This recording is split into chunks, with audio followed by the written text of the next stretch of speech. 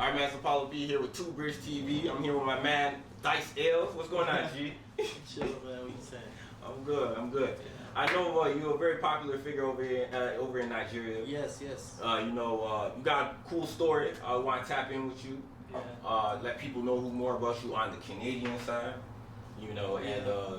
Let people know what you're about and what you got going on, the bright future that many people in Nigeria think of you, that you're gonna have, especially in the Afrobeat world. Yeah, my name is Ailes. I'm Nigerian, Ghanaian. I'm Canadian as well. Oh. I make Afro beats predominantly. You're Nigerian and Ghanaian? Yeah, my mom's from Ghana. Oh, for real? Yeah, my dad Nigerian, and did that change anything growing up or not? Nah, man, it didn't change anything. I mean, it just like influenced my music. I make music that cuts across because I grew up, just experiencing different cultures and ways of life, and sort of helped just shape me into Dice. Yeah. I know this might sound immature, but like growing up, did you feel like your dad's grandma made better jollof than your mom's? I mean, I get that question all the time, man. I just don't get it to it. so I like family get-togethers. You don't really you eat both of them. Man, I eat both. Man. Okay. A little bit on the right, a little bit on the side. Yeah. And we Gucci. Okay. So growing up, you had a pretty normal upbringing then. Well, pretty normal, but we moved a lot, traveled a lot growing up. I'm from like a musical background. My mom used to be a choir, so I'd watch her sing in the choir. My uncles used to write music and play instruments, so I was learning all that stuff growing up. Basically. Why were you moving a lot as a kid? Were you was your family a part of the army or something like that, or no? I mean, for school, we were schooling. At some point, I was schooling in Republic of Benin. Yeah. My mom was also working and traveling because of work a lot, so we would have to be where she at, or basically that's why we were moving a lot. Okay, and then I guess moving a lot. I always talk to people who moved a lot as a youth. Yeah.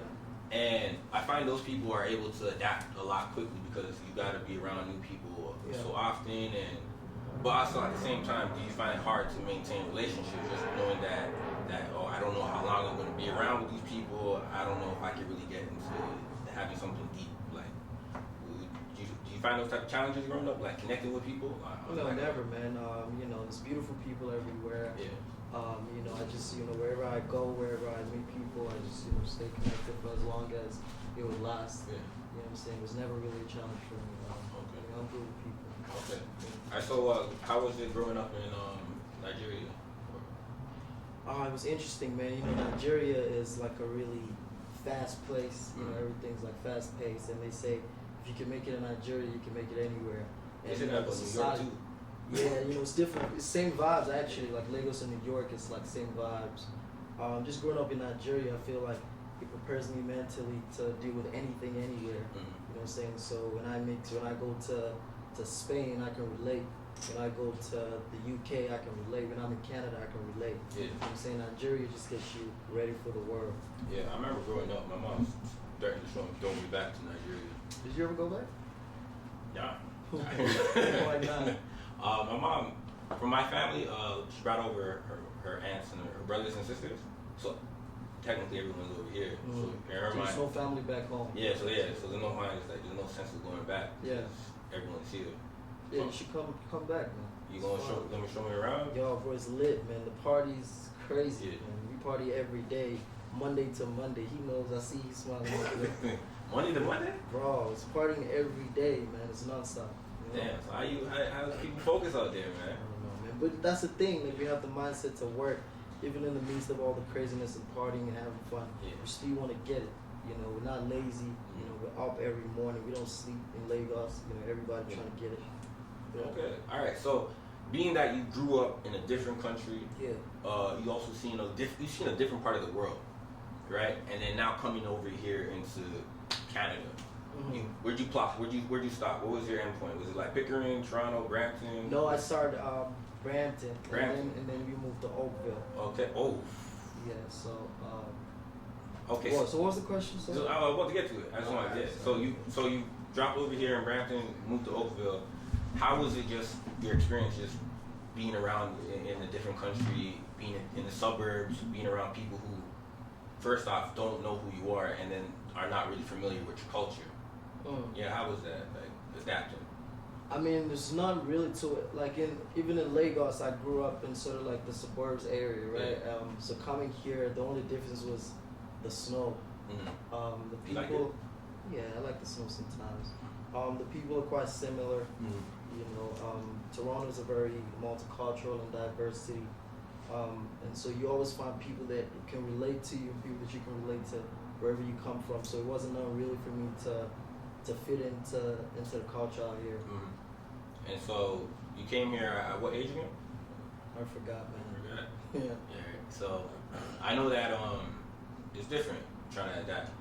You know, especially from if you came here during like a high school time. Now you're trying to fit in terms of a lot of teenagers just trying to figure out who they are as a person.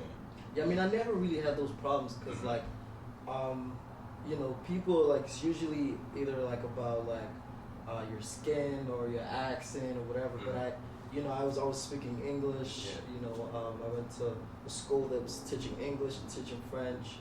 You know, I never really was different from anywhere. You know, I fit in everywhere in the world. Like, you know, I'm not really different from anyone anywhere. Okay. Yeah. That's good. I saw. When you came to Canada, you already pursuing music, or was it just? Yeah, I was already recording and making. Yeah, I was making music and playing instruments and stuff. You know, so when I came here, but it was basically just rap music though. Yeah. And eventually, you know, I ventured into like Afro beats and African themed music. Yeah. What made you want to leave the genre of rap? I never really left. You know, at the time that you know, somehow, you know, I got a record deal with a Nigerian-based label, and you know, I had to fit the market what they required. You know, it was Afro beats, and you know, I was capable of making it, and then I made it. You know what I'm saying? But I still rap. You know, I'm working on the debut album. It's gonna be some you know, hip hop vibe on there as well. So I guess asking this question in terms of signing with a record label, it's called Chocolate. It's Chocolate City. Chocolate City record label, and they're like, all right, we want to make you fit into the Nigerian market. Like, how do you really feel that as an artist, getting someone to tell you to change creatively? I know that kind of hinders a lot of their own creativity or makes them feel like they're losing themselves. Like, what was going through your mind at that time? I don't think they asked me. No one asked me to change anything. You know, I was already making a blend of Afro beats and rap by the time that I met the label, and you know, that's what really like attracted them to my sound. Okay. You know, but whether you're doing Afro beats or you're rapping or you're doing rock music, whatever, you know, music is expression. It doesn't matter how you express. You know, as long as the audience gets it, you know, they understand it. So I never feel like I'm losing myself when I make a different genre from what I started with. You know, it's just music. Okay. So what made you want to travel back to Nigeria what made you want to travel back to Nigeria knowing that you're in the North American market, you have America right under you, that's a bigger stage to be on in terms of getting your music out there, getting your music heard. What made you want to go back to the continent and go like, hey, let's see if I can make it over here? Yeah, I you know what I'm saying? I just felt like there was something missing in the Afrobeat scene that I needed to contribute to. And I really, really love African music. And I felt that I needed to just contribute, basically, and that's why, you know, I decided to go that route. But, you know, we reached a point where Afrobeats is like global now. It's on a global stage. Everyone's paying attention to it. And I saw that 5 years ago when I decided to, you know, go that route, make African music. And so whether I went through the States or through Nigeria, you know, the world's still hearing it. Okay. All right. And then, so moving back, get signed. You're making headway in Nigeria with your music, and then you drop Atadola. Yeah. But that's it, right? No, you didn't. All right. You're not Nigerian. All right. If you can't say Otedola, I'm getting scolded, man. I'm getting scolded. So say Otedola. Otedola. No. Otedola. Otedola.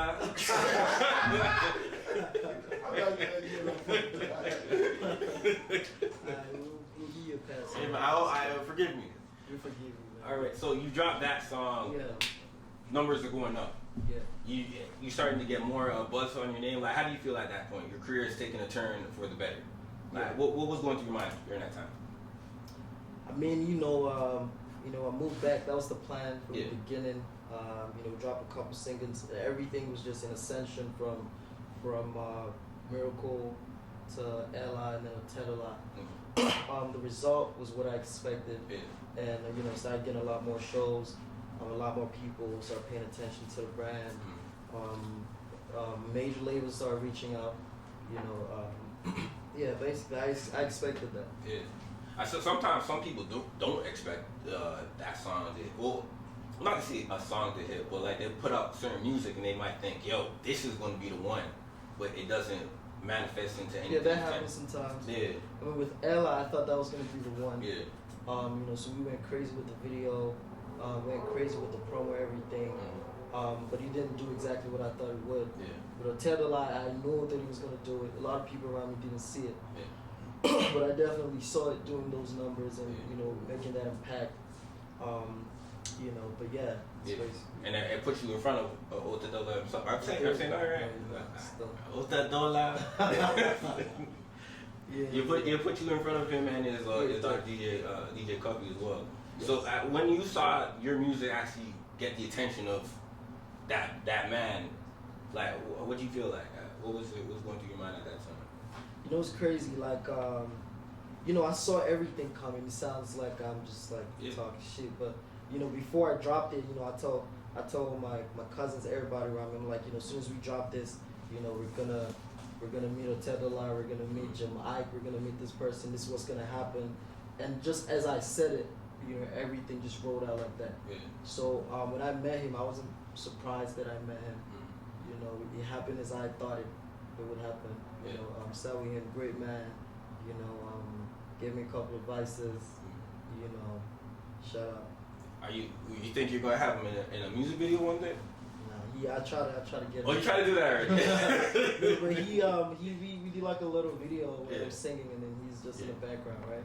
I posted it on Instagram and I dropped that record back then. Hey man, if you're able to get him to like one of the music videos, just like a skit, maybe. Oh, you be like lit. You be so lit. All right, so like music is going well for you, and you dropped that song 2018 or the end of 2017. Yeah, I think it was end 2017 when I dropped it. And then things are picking up. Yeah. So for the past about 2 years, people have been asking you, where's the project, man? Yeah, man. The project was supposed to drop 2020. And then COVID happened. We started the year with Pim Pim, announced the album and the video, the little skit. I was ready for it, and then life happened. Do you feel like, my bad. Do you feel like during the early 2000s, a lot of rappers, like Papoose, I'm gonna just say that, he would rap about his album release date all the time, and would never come out on that same day he would rap about it. Do you feel like you get that curse to you? You think you jinxed your album release? I don't know. Maybe I did. I don't know, man. Maybe I jinxed it. So I think I'm just not gonna talk about my album. Don't speak on it. It's coming though. It is coming. It's coming. Sure. Yeah. All right.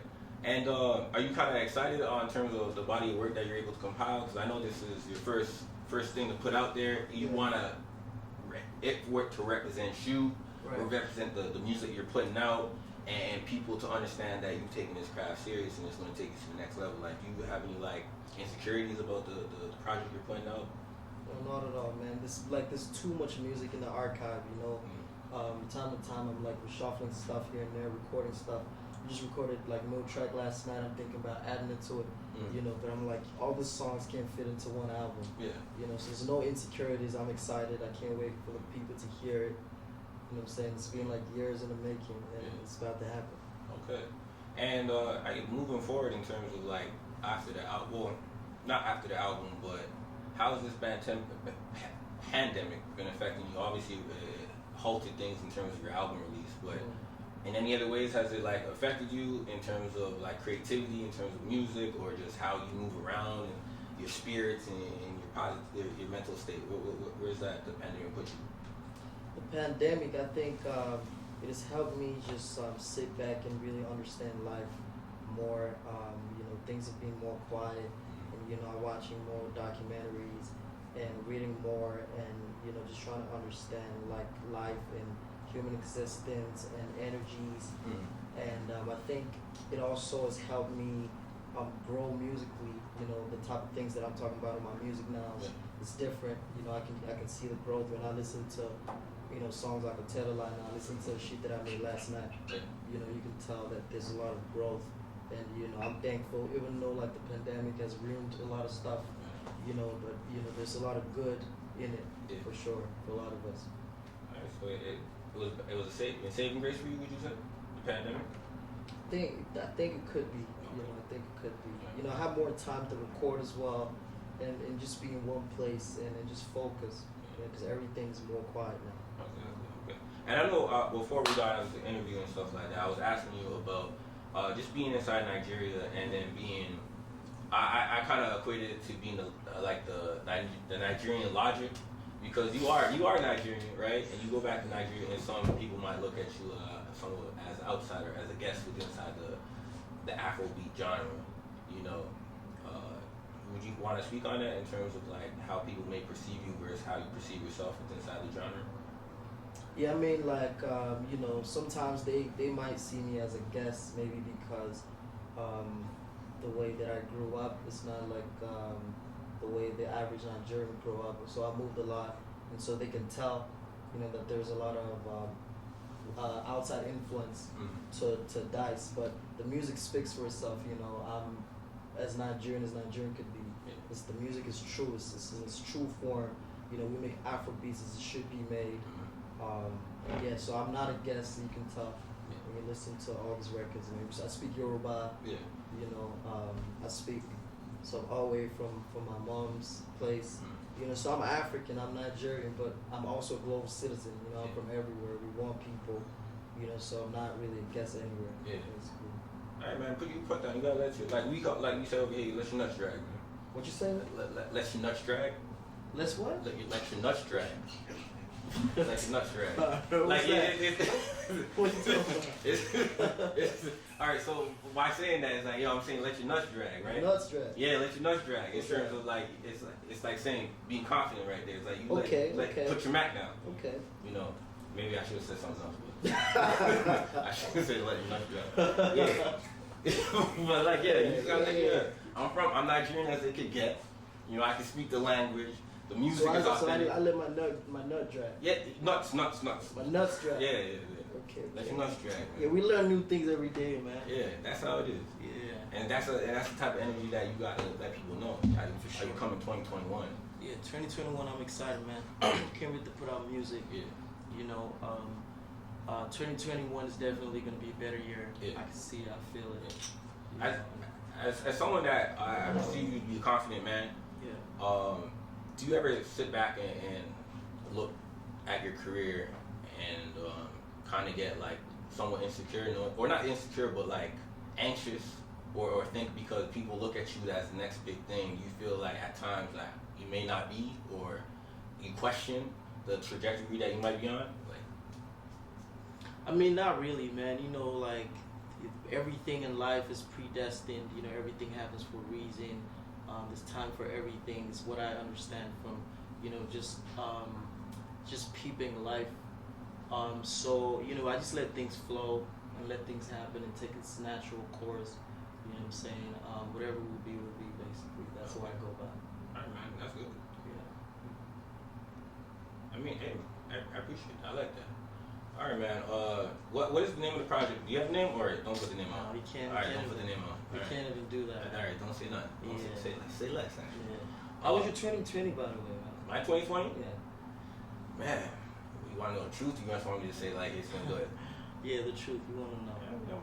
I've been happy, man. It's been good. Yeah. Good. The pandemic, we've been making money still. Yeah, that's good. I've been moving around. That's good. Hasn't really How you move around in the pandemic? How you move around the pandemic? I mean, I'm an essential, so I can move around. I'm essential too. I'm essential too. Okay. I wake up. I got a passport everywhere. That's dope, man. Yeah. I like that. So this year's been nice to me. To be honest, it's been a good year too. I want to travel more, but I can't necessarily do that much. Mm-hmm. But what do you do for New Year's? What I do for New Year's? Yeah, what do you want to do for New Year's? What am I gonna do for New Year's? Yeah. Oh man, I don't know. You know, I'm gonna be in Nigeria. I think. Partying? Partying. I don't know. Maybe there's gonna be a show somewhere. I don't know. Maybe just be with family. Yeah. I don't know. All right. Before I get you out of here. Yeah. All right. Who's your top 5 Afrobeat artists you want to work with? Do you have top 5? Dice, man. Oh, that's you? Yeah, man. You yourself and I? Yeah. Okay. All right. I hear you playing.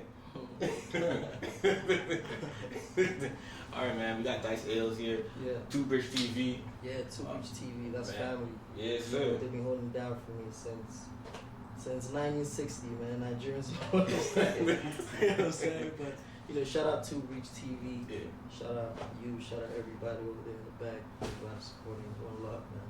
All right, man. That's Ailes. We back again. Yo, and before I go, man, you know, I just want to say, like, just show love. You know, show love to people.